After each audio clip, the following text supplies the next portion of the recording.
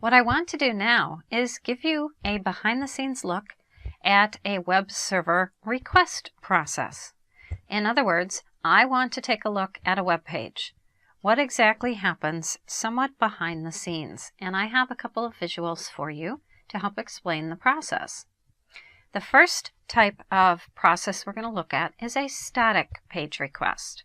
So I'm on my website, and within the resources area right here, under servers, I have a static page request slide. So what happens when a static page is requested? Well, the client, which is the browser itself, wherever the browser resides, whether it be on a mobile phone, a tablet, a desktop, even a refrigerator, makes no difference. As long as there's a browser able to access the internet, that is our client environment. So that's our client over here, and you can see I even have an antique client within this area just to show how far computers have come. On the other side of the coin, or possibly on the other side of the world, we have a web server, which is software residing on a computer, waiting and storing pages. It's waiting for page requests in order to show a page. So if we make a request of a website out on the internet, what happens? Well, the web server is waiting for those requests. They come in via HTTP as a protocol, and the web server says, I have a page request, so I will serve it up. So that request comes in from the client to the server.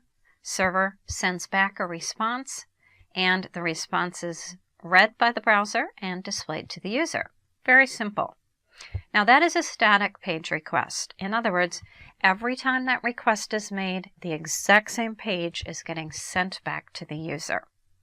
Nothing changes on the page, it's always the same. And that tends to be an older type process because a lot of websites now are dealing with a lot of different systems in order to put that page together. But that's a static page request. Let's take a look at a dynamic process. So I actually have this little piece on the right-hand side that's been added to our static page request. So our static request is on the left in the blue. What happens in a dynamic request is there's a page created using a server-side language and some additional server-side coding, and the client makes a request of that type of page, and the web server says, wait a minute, I only speak HTML. I have to send this on to somebody else who speaks that language. And that is usually referred to as the application server. Now, the server-side language you use determines if it's truly a full application server or not. But the idea is there's some kind of server-side language piece, and there are 5 languages you can use. That's what these listings are in the pages on the left-hand side. So you can see there's a .cfm, which is Cold Fusion, a .jsp, which is a Java server page. PHP is very common type of file extension. ASP, which is a Windows version, and it's an older Windows server-side language. ASPX, which is known as ASP.NET, or most people just call it .NET page. So those 5 server-side languages are available. Why do we need a server-side language? Well, first of all, in order to communicate with the database, we have to use them. A web server cannot directly communicate with a database at all.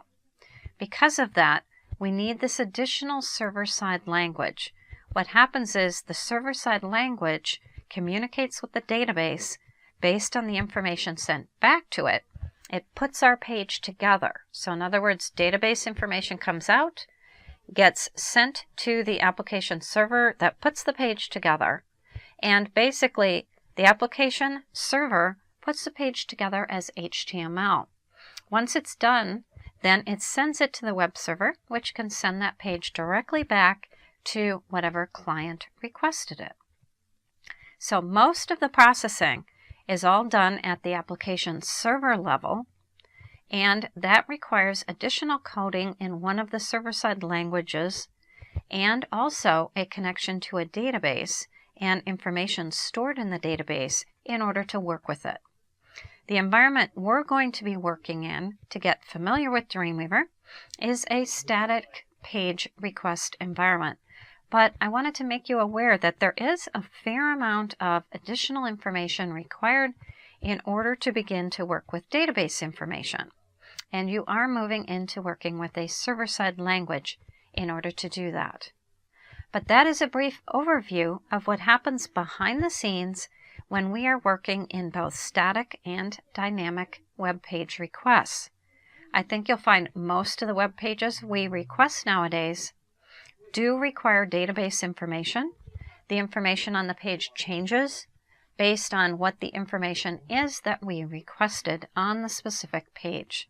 But we will be working in a static page request environment in order to get familiar with Dreamweaver.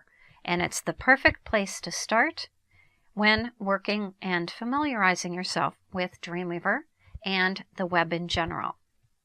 So that's an overview of the web page request process and how it works behind the scenes.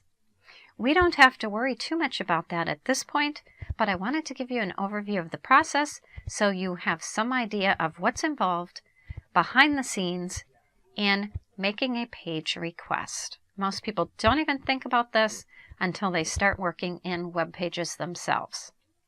So that is the web server environment and a specific page request process.